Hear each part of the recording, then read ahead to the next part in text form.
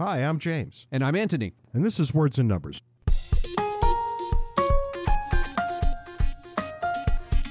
Where I ask the question again and again and again, what's new and exciting in your world this weekend? How should I say this? I've been looking. You're actually flummoxed by the question. How many years have I asked this question? I'm not quite sure how to approach this. A couple of interesting things. I had occasion to look up for the first time. It never occurred to me to look it up before. And the number's astounding. The amount of electricity that's used in Bitcoin mining. So, of course, you've got banks of computers that are doing whatever the mathematics they do to mine Bitcoin. This is just Bitcoin. This is not cryptocurrency in general. Bitcoin consumes 110 terawatt hours annually. If I knew what a terawatt hour was, I would probably be very impressed by that. Yeah, well, hence my not quite knowing how to attack this problem. I can give you some perspective. That is more electricity than the entire country of Finland uses. Get the hell out of here. You got to be kidding me. It's over 0.5% of the entire electrical output of the planet. So when people ask me why I'm not mining Bitcoin, here's the answer. But I've seen in the past people complain about the environmental impact of Bitcoin. I didn't know what they were talking about. Now I'm beginning to understand it. But I went and looked up the electricity consumption of the banking industry. Just think electronic banking. That's actually double. It's over 230 terawatt hours a year. Not to say that Bitcoin is small, but apparently this is something that's been going on. This isn't news that all of a sudden we started burning all this electricity. We were doing it anyway with electronic banking. But what leads to this whole revelation is an article I ran across recently. Stronghold Digital Mining, a company that does Bitcoin mining. That's all they do. They use so much electricity that they have recently purchased an electrical power plant in Pennsylvania. The entire plant, they just bought the whole thing. The entire plant will be dedicated to running their Bitcoin mining operation. The place is about 80 miles north of Pittsburgh. They'll be burning waste coal, which apparently is a byproduct of coal mining that is otherwise bad for the environment. And they claim that they'll be able to reclaim 1,000 acres of land when they siphon up all this waste coal and burn it to fuel their Bitcoin mining operation. But there we have it, an entire electrical power plant dedicated to mining Bitcoins. That seems a little excessive, doesn't it? I mean, I've got to admire them. Right? I have to admire them for going out and buying the thing they need to do their business well. But you got to be kidding me. It reminds me of somebody said of General Motors once upon a time that it's a health insurance company that makes cars on the side. This is a Bitcoin mining company that generates electricity on the side. I think my favorite example of that sort of thing is McDonald's, which is a real estate company that happens to sell hamburgers. Yes. Isn't that funny? Anyway, I want to bring you to America's left coast, the beautiful town of San Francisco. And you might remember not too long ago, we talked about grocery stores that were shutting down in Southern California when the local politicians required them to pay a much higher wage than they were ready to pay. Well, now we're going all the way up to San Francisco. We're getting stores closing down or limiting their hours because the shoplifting has become so profligate that they can't keep the doors open. I can't remember exactly when, but I remember hearing that the authorities around San Francisco were not going to prosecute shoplifting cases anymore. I think you talked about it on one of our episodes. If I did, I probably said something like, here's my unlikely prediction over what might happen, that lots of people would engage in shoplifting and the businesses would be forced to deal with that in some other way. And Walgreens apparently just shuts down stores. Wow. They're gone. Now there won't be Walgreens. But the one that got my attention today was Safeway, the grocery store in the Castro district, is just limiting their hours. And what's the phrase they use? Off-the-charts shoplifting. Grocery stores operate on razor-thin margins. And when that much of the profit walks out the door in the form of shoplifting, they can't stay in business very much longer. And then what will we hear? We'll hear that they were evil and racist because they shut down these stores in the inner cities. Well, guess what? You have to have the rule of law or none of the rest of this works. Has the city offered any explanation as to why it's doing this? I have no idea. You look at these sorts of things and you say to yourself, do I really want to go to San Francisco? And my answer is no, I do not. Sooner or later, when it hurts enough, they'll reevaluate their policies. They'll still call everybody bad names when they do, but they'll reevaluate because they'll have no choice. That was not the foolishness of the week. You're going to top that? Oh, it's not even close. It's going to be something that you don't know a thing about. Football, something that men enjoy. Sports. And you go walking in circles at the local mall when everybody's watching the game. There's this guy, Colin Kaepernick, had himself a falling out with the NFL. And I'm kind of ambivalent about this. In some ways, I think it was deserved that he got shown the door. In other ways, I can't believe for even a second that he is not one of the best 35 quarterbacks or so in the world, in which case he should have a job. But he doesn't, because he became a bit of a pain for people who did not want to deal with the things that he thought were necessary to deal with. Until this point, this is all actually quite reasonable, right? We could probably sit and have a reasoned discussion as to if he's right or not, because, I'm going to cheerfully admit that at least in part, he's absolutely right. But here's where it gets ridiculous. He's got a TV show coming out on Netflix. I'm looking forward to reading it. I'm going to write something about it, so stay tuned. In this TV show, he referred to people who are drafted by the NFL as being slaves. The draft and trading camp is slavery, according to Colin Kaepernick. I just thought it would be fun to talk about what slavery looks like to Colin Kaepernick. Do you have any idea what the minimum salary in the NFL is, 2021? I don't, but let me guess, because I know that the top salaries go up well into the millions. Starting salary, I'm going to hazard a guess, $175,000? Oh, yeah, you're really close. $660,000. Woof! Wow! Starting salary. For a first-year player walking onto an NFL field for the first time in his life, he is guaranteed a salary of at least $660,000. That is well into the 1%. I think the 1% starts around $410,000. That's astounding. Well, I guess the 1%ers, in this case and only in this case, are slaves.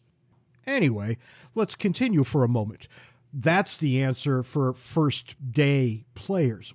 The league average, well over $3 million. $3 million. That's the league average. Now, that doesn't take into account, well, it does take into account, but it doesn't bring to the front and center those guys who are making 10, 20, 30 million a year. Those are salaries reserved for the ultra-uber talented. But $660,000 as a minimum salary for 22-year-old guys. What's he pointing to use the word slavery?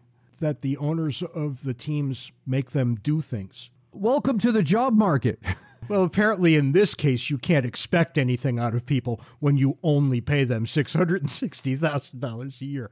Astounding. Stay tuned, everyone, because I'll be pumping out an article on this at some point this week. To get more Ant and James, buy a copy of our excellent book, Cooperation and Coercion. You can find the paper and electronic versions on Amazon and the audio version on Audible. What starts this topic is an article from Associated Press saying that elephants have evolved to be tuskless because of ivory poaching. It is interesting that elephants could evolve to be tuskless. It's a serious problem for them to have tusks that poachers want. I don't know anything about the rate at which species develop changes like this, but nonetheless, if indeed this is the case, it's predictable. If you're going to go out and cull the elephants with the long tusks, you give a competitive advantage to those that have shorter tusks or no tusks at all. Actually, there's a study that was done maybe 20 years ago by a couple of scientists, David Conover and Stephen Munch, and they were looking at the effect of fishing quotas on the stock of fish. As you catch the fish, if you catch juveniles, you have to throw them back, which makes sense. You want the juveniles to repopulate the species. It seems like a good sustainable practice.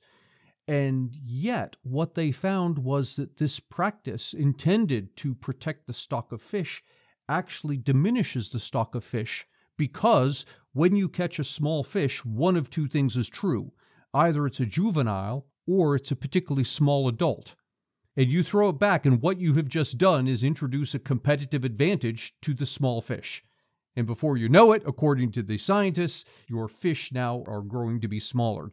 You have genetically selected them to be small.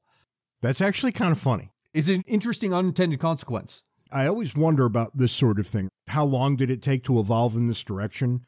Nonetheless, there's all kinds of interesting things around this. And I'm thinking about our friend Howie's book, Free Our Markets. Yeah. In that book, he wrote about elephants, so we're back to elephants now, in Kenya and Zimbabwe. And he's looking at 1979 population. So in 1979, the elephant population in Kenya was about 65,000. In Zimbabwe at the same time, about 30,000. And by 1989, so 10 years later, the population of elephants in Kenya had dropped from 65,000 to about 19,000, whereas Zimbabwe, the numbers had increased from 30,000 to 43,000. And what you find if you dig in a little bit, as Howie did, is that it was a different method of dealing with elephants that yielded the radically different outcomes. Now, Howie, in his book, to give full information, says there were different things going on in the two countries at the time. I think there was war in one and not in the other, whatever it is.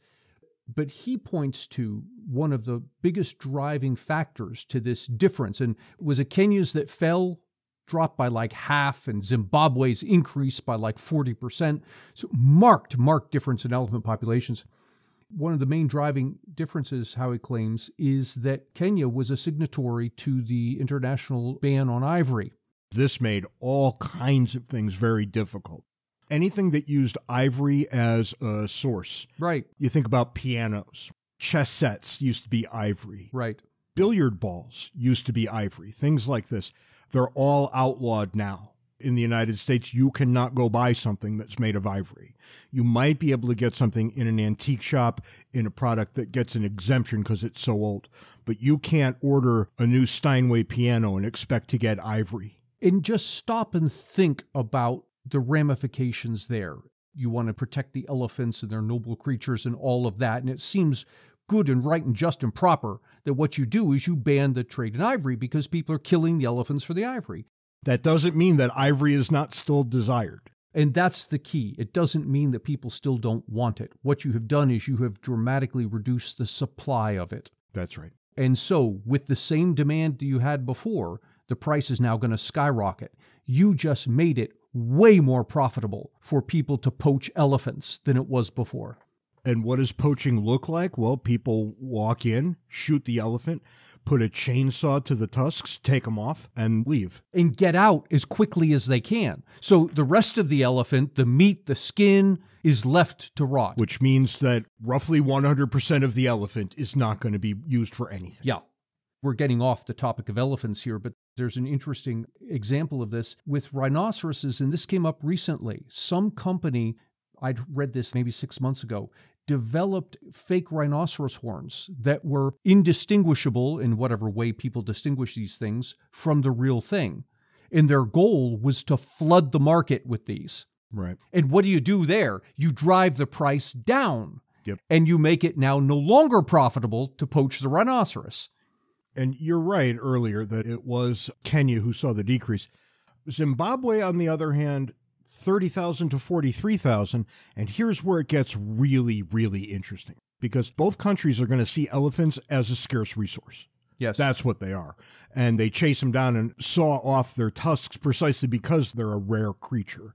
Now, it didn't work out that way. It wasn't treated the same way in Zimbabwe. In Zimbabwe, just to underline it, they experienced about a 30% increase in their elephant population at the same time, over the same decade that Kenya's dropped by roughly half. Zimbabwe was not a signatory. It did not ban the sale of ivory. But what happened is because they did not ban it, villagers would get together and they would collectively own and raise elephants. Why? Because they're going to cut off their tusks and sell them, to which, everybody clutches their hearts and says, oh my God, no. But stop and think it through for a minute. By not outlawing the ivory, what Zimbabwe did was to take people's profit incentive and turn it toward the husbanding of the elephants.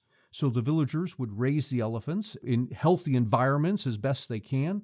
And this was brilliant. When it came time to cull the elephants, they wouldn't simply kill them. They would sell safari rights to rich Westerners. So the rich Westerner pays $50,000, comes to the village, and they can't kill any elephant. They have to kill the specific elephant, the older one, typically the male that's not going to be reproducing, that the villagers point out, and he gets his picture taken with it. The villagers get the ivory. Not just that, they get the meat, they get the skin. You get the full use of the animal. It's actually kind of interesting when you think it through. It is fascinating. It really is a story about incentives. And one of these two countries, along with many other countries on the face of the earth, wanted to look like they were doing the right thing. The other country wanted to do the best it could within the tolerances it faced. And I think you identified the problem earlier when you said, look, whether you have the ban or not, people are still going to want the ivory. And that's the key here. People want to use the resource. The question with the ban or not the ban has nothing to do with the use of the resource. Their desire to use the resource will remain. The question is whether there is an incentive to husband the resource, to conserve it, to grow it. And I give you, as case in point, Christmas trees. Here in the United States, our 150 million households every year go out into the woods, or we pay someone to go out into the woods, and we cut down Christmas trees. We take them to our living rooms, we dress them up, we sing gleeful songs to them, and 2 weeks later, we chuck them in the garbage. Now, that's a recipe for massive deforestation. And yet, there's no shortage of Christmas trees. It's never once been a recipe for deforestation. Right. If anything, it's a recipe for reforestation because people realize, wow, I've got this land sitting out here. I can make some money by planting Christmas trees. You look around your property and you think, well, if I just take that plot over there and grow a bunch of trees, people will pay me for them. Yeah. That just doesn't sound right. That sounds all dumb and stupid, and yet it's exactly right. And that's the key. I mention my MBA students pretty much every week now. These people must be interesting me. This last week, we had a conversation that went along these lines, and somebody said something about, well, the problem with whatever it was we were talking about is people's profit motive. We have to reduce the profit motive. To which I said, hang on. That's part and parcel of human nature. You can't just wave a magic wand and reduce the profit motive. Good public policy harnesses the profit motive to get to the end that you want. And to do that, you've got to set aside your emotions and say, well, I love the elephant. I want to save the elephant. No, what you really want to do is feel good about saving the elephant. If you really care about saving the elephant, you're not going to ban the ivory. Quite the reverse. You're going to allow the market to flourish because that's what benefits the elephant. And people are bound and determined to look good. They want to be saying the right thing in public so everybody can see and hear them and say, yes, you are a good person. And yet, you and I know full well that the absolute best way to guarantee that there will always be elephants, indeed that their numbers would grow and their herds would thrive, is to get them on the menu at McDonald's. Right. That sounds horrible, but it's actually true. I say this all the time. You want to save the spotted owl? Get it on the menu. And how do I know this? There's no shortage of cows. Yep. And there never, ever will be. As long as there's this tasty thing called a hamburger, there will never be a shortage of cows. There will be a shortage of cows if vegetarians get their way and have us no longer eating meat. Then you're going to see a massive reduction in the number of cows. I ate a bacon cheeseburger the other night, and it was so wonderful. It was so good that I thought, wow, it's a wonder that I'm alive in a day and age where this is even possible. I share your opinion, but I'll also say on the side that there is an important issue that we should be very concerned with, and that's the conditions under which the animals are raised. Yeah, I think that's right. Some of these animals come very close to being sentient, and if they're being raised in pens where they never see the outside and they're horrible conditions, I consider that a moral problem. Believe it or not, I do too. Yeah. I think it's especially the case with pigs or incredibly intelligent animals. It's less important with cows, but notice I didn't say not important. I don't want to throw in with the vegetarians all that much, but I understand and I kind of agree. Nonetheless, I think the original point stands. If you want to save something in wholesale, get people eating it.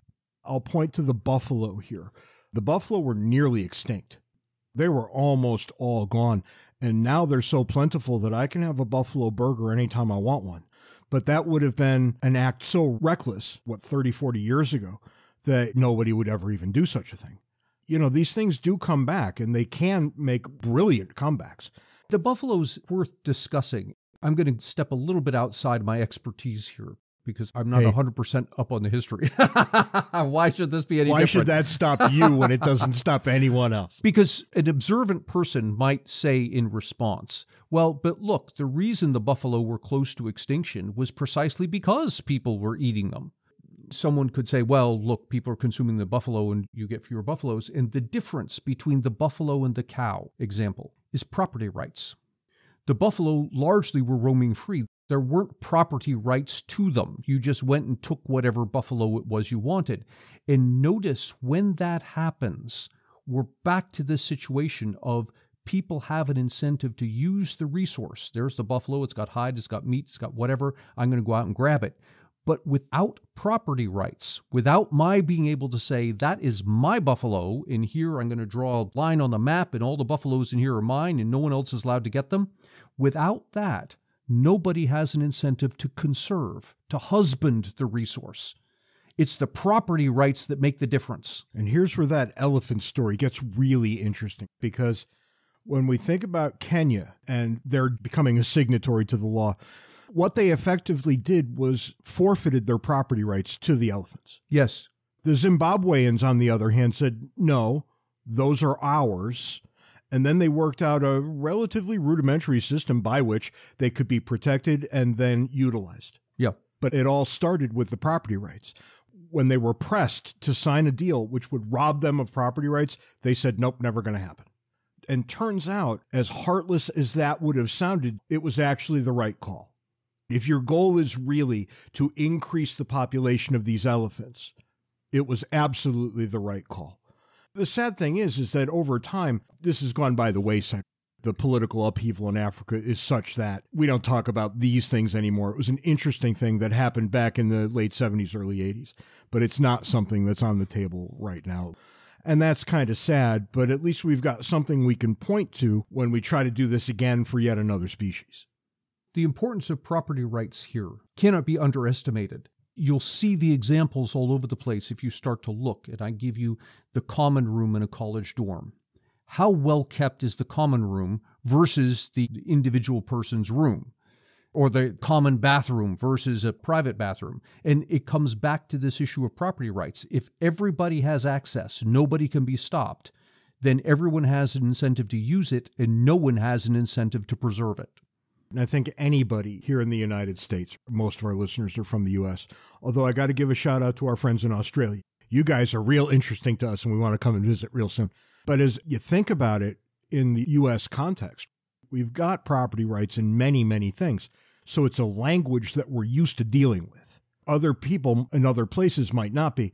But when I put my foot down and I say something like, all right, you can't do that, this is mine, everybody kind of knows what I mean. If the neighbor wants to drift over the border between our houses, I have a built-in defense. You can't do that. This is my property. And he would know exactly what I meant because I have recourse through the courts to enforce my property right. The more you look at it, everything we do is predicated upon some understanding of property right. Little children know this. They say things like, that's not fair. That's my ball. Everybody knows right from the earliest of times what's yours and what's ours and what's somebody else's. And the things that are yours are the things that get cared for by you. One of the phrases that people use is, we all own it. Like the national parks, we all own it. When it comes to property rights in the sense of incentives, those words have no meaning. We all own it is identical to saying nobody owns it. That's right. Because nobody has an incentive to preserve it, to husband it, whatever it is, because anybody can walk in and use it. But I'll give you an interesting observation. In the local parks here in Tucson, we've got a number of city parks. They're overrun by homeless like you wouldn't believe. You probably wouldn't take your small children to play in the park. That's because we all own it. Because we all own it, anybody can just sleep there and call it home. I have a friend who has a house on an island in Maine, and the island is populated with lobstermen. That's virtually the only industry that's there. They've developed this, I don't want to say legal, it's more of a social agreement of how they divvy up the ocean bottom amongst the lobstermen. It's kind of known that this guy Joe over here, he's got everything from, left of those trees up to that little island over there. That's his fishing ground. Nobody else is allowed to go there. And this arrangement predates any of the conservation laws that are in existence. What's happened is that the lobstermen have developed a sense of conserving their lobsters. So long as you know that nobody's going to come into your territory and start taking your lobsters, you have a profit incentive not to take more than is sustainable because you want to be able to come back there next year and take them again. And look at what else you can do. You can take a day off. Yes. You don't have to risk your life in bad conditions. You know that your space will still be your space tomorrow. Somebody's not going to come in and take all your lobsters if you're not paying attention. The social mores in this place are such that that behavior would never be tolerated. It's like the rule of law that just shows up one day. We all refer to this as spontaneous order, and that's exactly what happens. One guy does one thing, one guy does another, they meet, they yell at each other, another thing happens, and before you know it, everything looks like a map on the ocean floor, and that's just fantastic. You can see where with fish this would be more difficult, but with anything that crawls around on the bottom, it just got real easy. I had my students read an article about the Deepwater Horizon, that drilling well that spilled a bunch of oil out in the Gulf of Mexico back in whenever it was, the early 2000s or thereabouts. And one of the students said, and again, we were talking about the profit incentive. Well, the problem is the profit incentive. The oil company had an incentive to cut corners, to not employ all the safety procedures, to use shoddy equipment because it was more profitable to do so. At which point I said, hang on. The profit incentive is not an incentive to cut corners. It's an incentive to pursue profit. The reason you got an outcome like we got with the Deepwater Horizon, at least in part, is because Congress had limited the oil company's liability to $250 million. Any damage beyond that, the company's not liable for. And so what Congress in effect did was to remove people's property rights. If I've got oceanfront property and all this oil comes up and spoils everything, and I would turn to sue the company, well, I can't do that because Congress has limited its liability. In other words, Congress has taken away my property rights. If the company had been fully liable for everything that happened and knew that it was fully liable at the beginning, the profit incentive would have caused the company to employ much more careful procedures to be much more safe than it was. Now, I'm glossing over lots of details. It turns out Congress revoked the liability after the fact. But again, this comes back to the profit incentive and property rights. Put those things together and you get conservation. And if you really want to be sure that the oil companies will never allow a bad thing to happen, fix it so that they have to pay 100 times the damage. Right. Right. They'll never cut a corner again. Yeah, the problem there is I think you go in the opposite direction. You get no oil at all. Oil would be more expensive, and this is what you have to deal with. These are the things that grown-ups have to take into account. I live here in the real world where everything is a trade-off. The elephants are actually instructive. The elephant thing, and that's what I think I'm going to call it from now on, the elephant thing, actually teaches us so much that I think every person in 6th or 7th grade should be studying this. It's not the heartless thing you think it is. The earlier on we can disabuse you of that pernicious idea that these are moral outrages, well, the sooner off we can get you off that and onto reality, the better off everybody's going to be. That's all the time we've got this week on Words and Numbers. Be sure to join us next week when we don't talk about elephants at all. Until then, follow us on Twitter. Handles are in the show notes. Join Backstage, where the conversation still continues to this very day. And go ahead. Send us email, wordsandnumberspodcast@gmail.com. Everybody, be nice to each other and not to Ant. And I'll see you all and you, Ant, next week. Have a good one. See you next week, James.